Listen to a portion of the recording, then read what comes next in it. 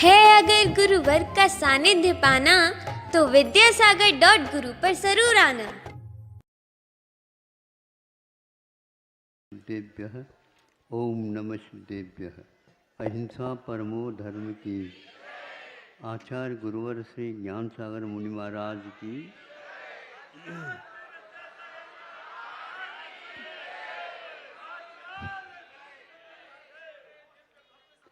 हम बहुत प्रकार के कार्य करते रहते हैं,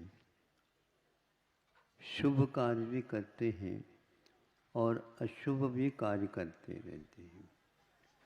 कभी कभी शुभ कार्य के करने के बाद भी, भावों में रखने के बाद भी गलत काम होता है। देखो वो कौन लाइट जलाने वाला।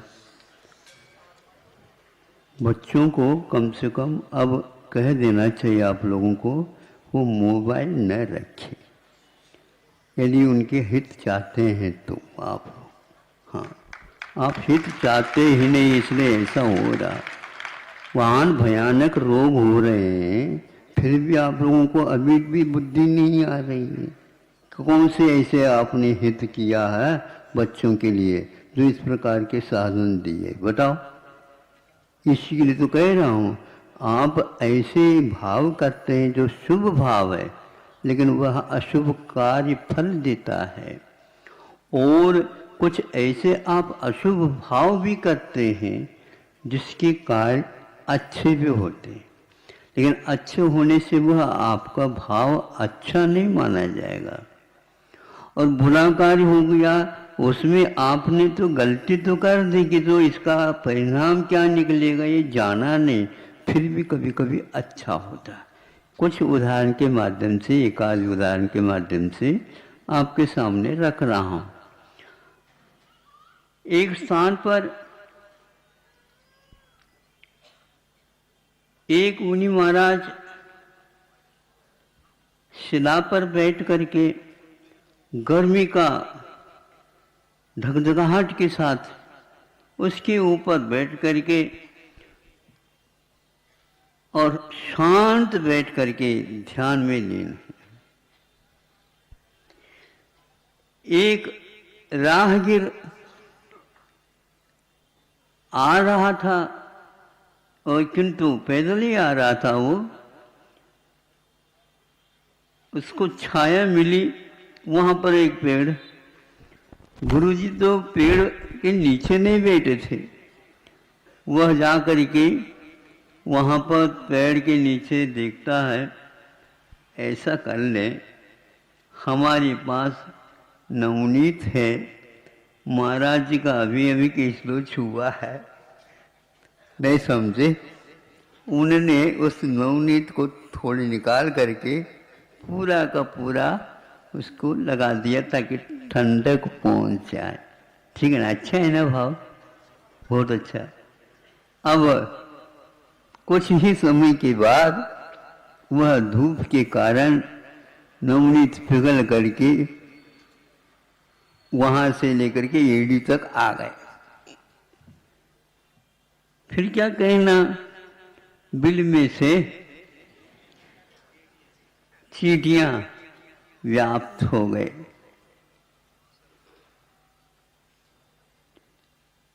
और वह व्यक्ति चला भी गया। अब क्या कहें, दूसरा एक व्यक्ति और आया,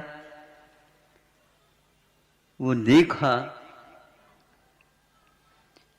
अब क्या कर सकते हैं, वो वहां पर गन्ना खाता और एक छिलका उसके ऊपर डाल देता।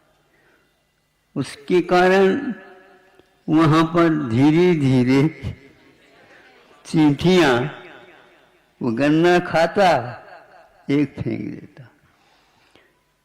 तो अब गन्ना खाने वाला फेंक रहा है, क्या काम कर रहा है, उस खा रहा हो कुछ करना, लेकिन वह चींटियां नीचे आ गए, उसके भाव में कुछ है ही नहीं इनके लिए कुछ उपकार हो जाए, बल्कि यूँ करना चाहिए हंसी मजाक के रूप में ही वह कर रहा है। और सारी की सारी चींटियां वो नीचे उतर गई। चेलना है ना, चेलना नहीं, वो भी ऐसी कर रही थी। हाँ हाँ, तो ये हम मुनि महाराज जी को नई नवनीत लगाने वाले के ऊपर हर्ष और कोप हुआ, और न ही वह गन्ने की छिलका खा करके फेंकने वाले के ऊपर हर्ष हुआ, किंतु वह प्रत्येक क्रियाओं के साथ अपने कर्म के उदय को अनुभव में लाते हुए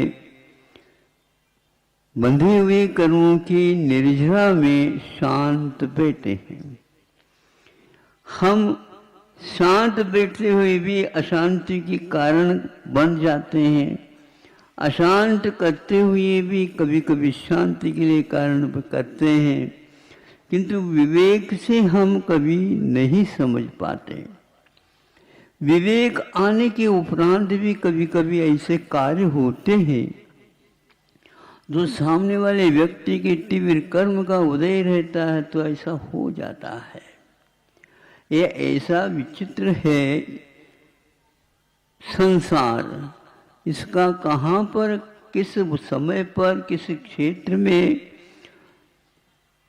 कब किस प्रकार का उदय होगा समझ में नहीं आता। इसलिए आचार्य ने कहा इस प्रकार विकट परिस्थिति में हम कैसे ज्ञान प्राप्त कर लें। ज्ञान प्राप्त करने के चक्कर में मत पड़ो, क्योंकि आज का भारत ज्ञान के चक्कर में पड़ करके और ज़्यादा फटक गया, नहीं समझे, और ज़्यादा कैसे भटक गया, निष्प्रयोजन अर्थ के अर्जन के लिए उन्होंने बहुत कुछ ज्ञान हासिल कर दिया, कोई उपयोग में नहीं आ रहा। मैं इसलिए कह रहा हूं कि वह उपयोग में तभी आ सकता है जब उसका उद्देश्य ठीक हो और आधार सहित कार्य करे। उस समय आपके भारत में बहुत सारे विज्ञान आ गए हैं, एकत्रित होकर के आपका शुभ कर्म का उदय होगा, ऐसा नहीं मानना। जब भारत अतीत में था उस समय शुभ कर्म था, और उस समय लिखा जाता था प्रत्येक घर के आदि में दीवार के ऊपर एक तरफ शुभ और एक तरफ लाभ। शुभ जो लिखा जा गया है उसके ऊपर सरस्वती की छाया रहती थी, और लाभ जो लिखा रहता उसके ऊपर लक्ष्मी की प्रतिमा। समझ में आ गई ना? हाँ, आपके यहाँ ग्रह लक्ष्मी कैसी आई ये नहीं कर रहे हैं, लक्ष्मी की चिंता आप बहुत करते हैं। आपके यहाँ सरस्वती कैसी होना चाहिए ये नहीं सोच रहे हैं, विज्ञान आना चाहिए। धन्य है आप और आपके माता पिता अभिभावक, उनको बुद्धि समझ में आ जाए। बच्चों को आप जिस ज्ञान को दे रहे हो उससे उसका कोई काम होने वाला नहीं, ये पक्का हो चुका है। कई बार कह चुका हूं, क्योंकि आपको समझ में आ जाए या तो कुछ चिंतन आपका हो जाए तो बहुत अच्छी बात है। यदि भाग्य बच्चों का हो तो वह ये है आप जो पढ़ा रहे हैं उसके द्वारा उनका कोई भी जीवन में उपयोग नहीं होने वाला, ये सिद्ध हो चुका है। फिर भी आप लोग महाराज आशीर्वाद दे दो, अब हम आशीर्वाद समझ करके देंगे। आपके ऊपर करना होती थी, देखो ये कितने बच्चों के लिए कितने आला थे, वो बहुत अच्छा। अब हम आपके ऊपर भी दया, हमारी शानी है हमारी दया। हाँ, हम प्रशंसा अपनी दया की नहीं कर रहे हैं, आधार के ऊपर सरस्वती की कृपा से हमें वो प्राप्त है। भगवान से हम प्रार्थना करते हैं, भगवान यह सरस्वती की कृपा इन लोगों के ऊपर हो जाए। गृह लक्ष्मी तो घर में है ही, अहिंसा परमो धर्म की।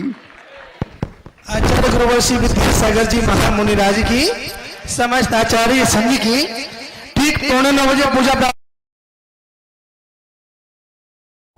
है अगर गुरुवर का सानिध्य पाना तो विद्यासागर .गुरु पर जरूर आना।